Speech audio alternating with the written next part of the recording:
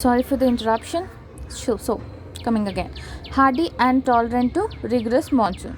So as we have very tough monsoon period here, so the plant should always be hardy and it should tolerate the tough monsoons.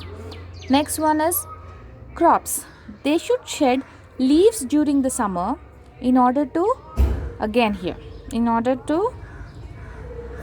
have less transpiration and less evaporation losses. For having the less evapotranspirational losses, they should shed their leaves during the summer and conserve as much as water it can.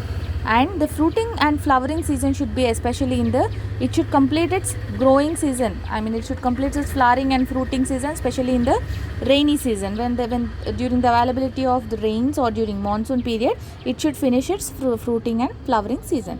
These should be the characteristic features of dryland horticultural crops so that they can sustain in the dryland areas. So this is all about today's class. In this we have learnt about dryland horticulture. What is dryland horticulture? What are different categories of dryland horticulture? What are differences between different dryland farming and rain-fed farming? And what is the definition of dryland horticulture? What are the reasons for the formation of drylands? What are the characteristic features of the formed drylands or the arid or semi-arid lands?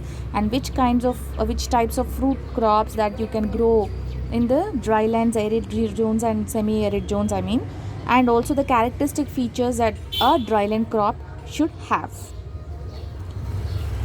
So in the next class, we will be discussing about the importance and scope of dryland farming or dryland horticulture, criteria of selection of different components in the dryland farming, and future thirsts and constraints of dryland horticulture. We will be learning these 3 topics in the next class. So meet you in the next class. Till then, have a good day and happy learning.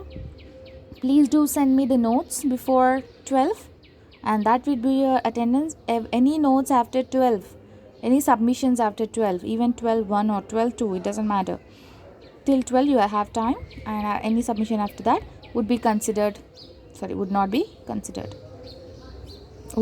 as absent and would not be considered as your attendance. Thank you and hope you understood well. If you have any queries, please feel free to ask, free to contact me, and then clarify your doubts then and there. Please do clarify your doubts of today's class in today's class itself.